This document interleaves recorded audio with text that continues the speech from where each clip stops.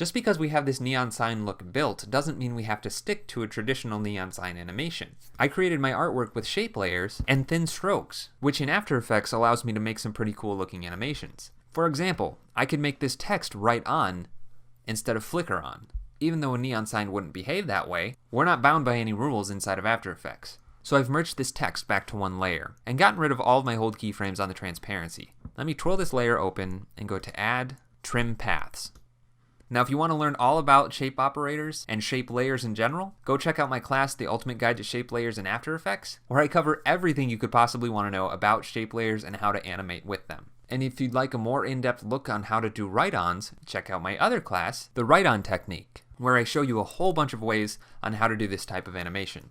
For this example, I'm going to keep it very simple and just do a simple thin line write-on. So, with my trim paths added, I will open it up, set an end keyframe, move it forward 10 frames by holding Option-Shift right arrow or Alt-Shift right arrow on a PC, and then change the value from 100 to 0. And I'll preview that animation, and you can see what's happening.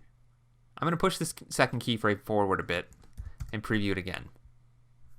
Now all of my paths are being trimmed at the same time between these two linear keyframes. I want it to trim the paths so that it simulates being written on by hand. So the first thing I want to change is from trimming multiple shapes simultaneously to individually. And right away you can see that that trims one path at a time. But it's not doing it in order, and some of the letters are being written on backwards. The trim paths operator works with whatever order your paths are stacked in. So it's starting with path 2, which is the U and the R. And if I turn off the path visibility, you can see that it's writing that one on backwards. But if I come over to this icon right here, I can reverse the path's direction. And now it's writing on in the correct direction. Then it moves on to the second path, which is this part of the B, and then the long line. Now those two go in the right order, but they need to happen before the U and the R. So I'll select paths 4 and 5, turn my path visibility back on, and you can see that those are the two paths I have selected now, and then move them to the top. So now we have the B, followed by the U and the R, and then path 6 is this line. Now I want that to happen second to last, just before this line. So I'll move it down to the second to last position. Now I'll go to path 1, which is part of the G, the E, R, and S. The next path after it is the first part of the G, so I'll move that up one position in the stack. Now we've got the B, U, R, G, second part of the G, E, R, S, followed by the two lines. Now if I press U on that layer to see the two keyframes and RAM preview again, now my text is being written on in the correct order. But that animation between two linear keyframes is a little boring. So I'm going to select these two keyframes, go into the graph editor. Right now I'm editing the value graph. I'll select both of these keyframes and press F9 on the keyboard to add easy ease. And then I'll click and hold shift and drag this handle out a bit and this one out as well. And that just increases the intensity of the easing between the two keyframes. And again, if you want to learn more about the graph editor and how to do easing, check out my class Animating with Ease in After Effects. But you can see what this has done to the animation of my write-on. It makes the animation a lot more dynamic and just a little bit nicer to look at. I'm happy with the way that looks, so let's move on to the word Bobs. And I'm actually going to change all of my layers to be 3D layers so I can animate them on the Z position and add a lot more depth to this design. So I'll select all of my artwork and click on the 3D layer checkbox. And while I'm at it, I'm going to turn on the motion blur as well. Then I'm going to select the Bobs layers and solo them, and then I'll set a position keyframe by holding Option or Alt on a PC and pressing the P on the keyboard. That will set a position keyframe at the current time on each one of the selected layers. Then I'll go to the start of the animation by pressing Home on the keyboard, zoom out by pressing the comma key, and then clicking and dragging the Z position value while holding Shift to increase the value much quicker. And I'll just back all three of these layers up until they're completely out of view. Then I'll select the second keyframe of each one of these layers, go into the graph editor, and then completely crank the influence of that speed handle to the left. RAM preview that. And now you can see that the text flies in from behind the camera. Now I'm going to offset the three layers in time just a little bit so that they don't come in all at once. So I'll hold Command or Control on a PC and click on the first layer to deselect it, then move the second two forward in time a little bit, then Command or Control click on the red layer and move the yellow layer forward. Now if I RAM preview, Each one of those layers comes in one at a time. I'll turn on motion blur, and that just adds a little bit more realistic looking motion. Let's go to our main comp and see what that looks like with all the effects applied. Very cool. That adds a whole lot of depth to this design. I'm kind of getting an 80s vibe from this, and I really like that. And if I stop on this frame right here and zoom in, if you look at this portion of the yellow text layer, even the motion blur in 32 bits per channel helps blend the light together, and it makes the overlapping parts from the 3 different colors much brighter than if it was on its own like it is out here. And again, if I were to switch this from 32 bits per channel to 8 bits per channel, this is what it looks like. Completely different. Alright, let's keep going. I'll unsolo these layers, and the blue layer too. So we've got the word Bob's flying in, and the word burgers riding on, which the word burgers is going to animate on a little bit later, so let's move that forward in time. It's probably going to animate on last, but we can worry about timing once we have everything else animated. Alright, next I think I want to move on to this inner line of the red outlines here.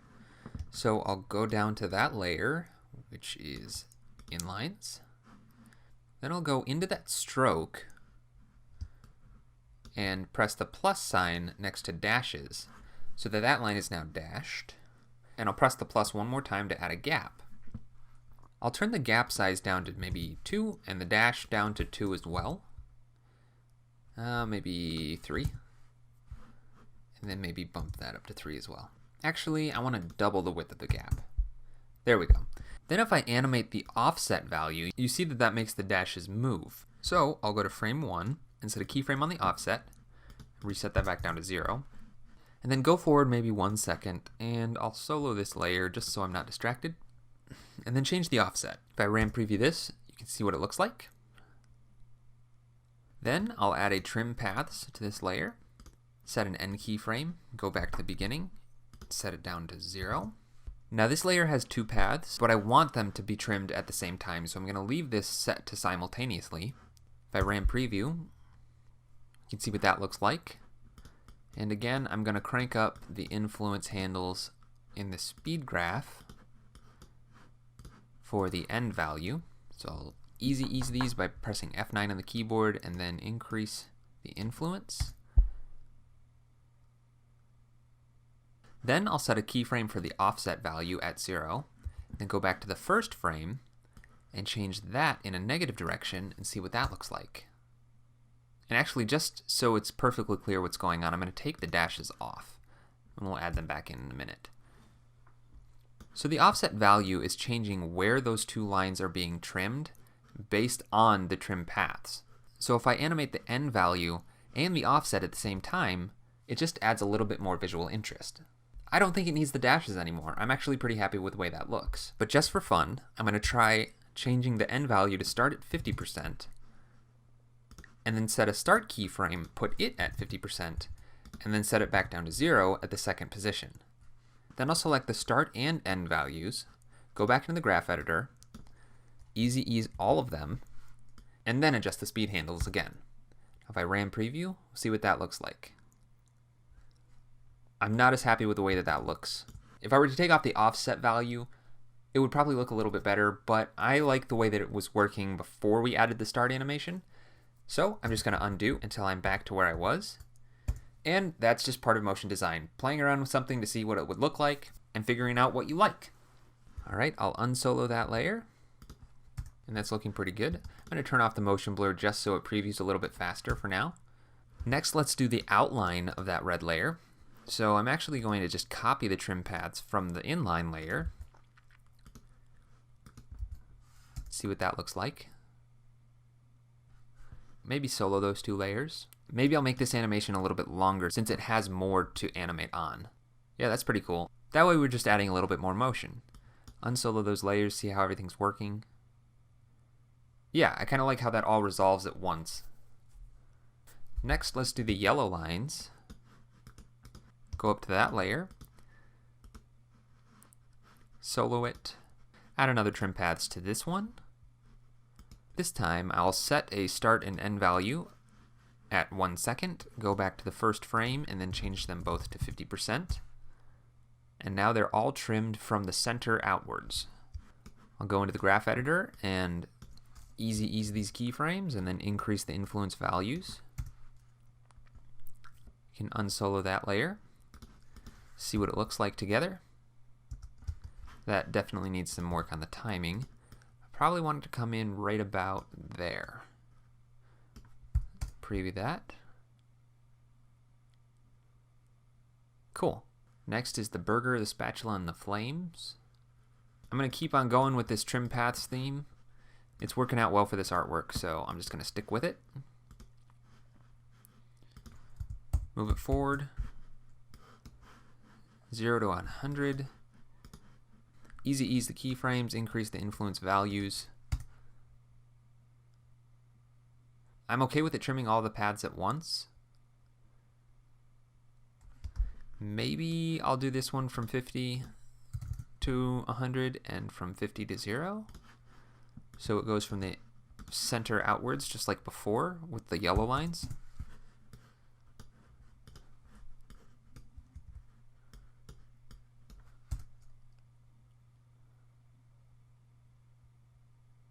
Sure. Yeah, I like the way that looks. I like how it comes from the center outwards on the tip of the spatula there. And I'm going to want the burger to be coming on at the same time. So I'm going to grab that trim paths, copy it, go down to the burger, which would be the first one, and paste the trim paths into the contents. Preview that. I think this time I don't want it to go from the center outwards, so I'll press U to bring up the keyframes, take off the start keyframes and leave that set to 0, and then change the end to 0, and see what that looks like.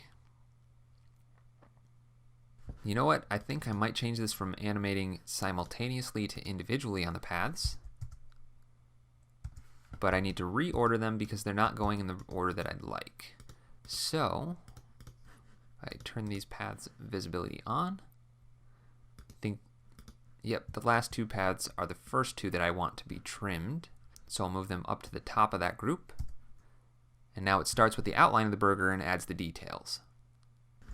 Maybe I'll crank the influence handles down just a little bit. It's a little fast. Yeah, I think that looks a little better. And I don't want it to come on exactly the same time as the spatula, so I'll move it forward just a few frames. That way I'm just layering my animation a bit. And then all that's left is the flames. So I'll select those two layers, solo them, and again we'll add a trim paths.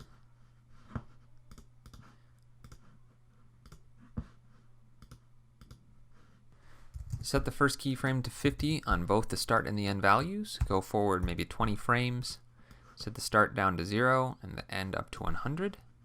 And right now it's trimming from the top down, but I'd like it to go in the opposite direction. So all I have to do is change the offset value from 0 to 180. So I'll just type in 180, and now the paths are being trimmed in the opposite direction. This time I'm just going to grab the second two keyframes and ease both of those. Crank up the influence so the animation happens pretty quickly. And I'm going to crank that up even more. There we go. And I like the way that that worked, so I'm going to just copy and paste that trim paths from the yellow to the red. Move the red forward just a little bit. Let's see where the start of the yellow one was. That's where I'll put the start of the red. And I want that red flame to meet right at the tip of this point. So the reason that's not happening is because the center point of that path isn't exactly at that tip. So I'll just go into my trim paths and change the offset a little bit so it ends right where I want it.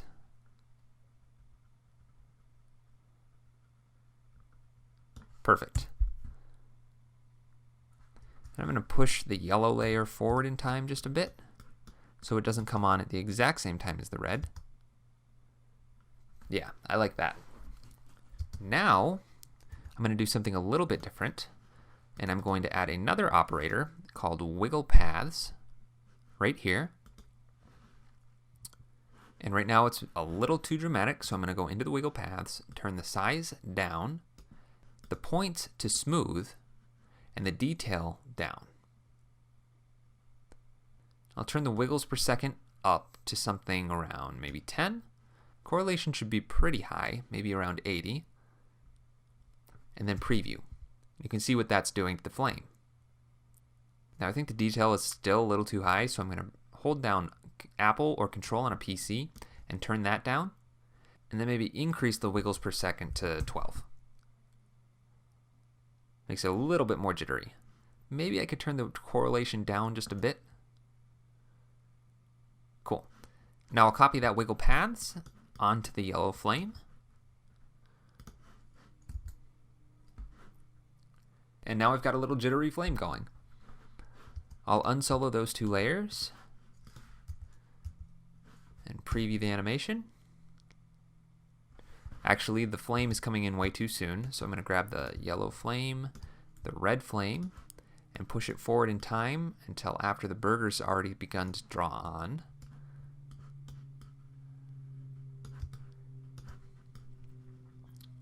And then the burger's text could probably come on right about there. So I'll move that layer back. We'll preview the animation. Actually, I think it can come on even sooner. I like it all resolving at the same time. So really I want it to end right about there. So I'll back this layer up and preview that again. Awesome. I'm pretty happy with the way that looks. Let's see what that looks like in the main comp. I'll turn on my motion blur and come back out here, make sure motion blur is enabled, zoom out so I can see the whole animation, and then preview. I think that looks awesome.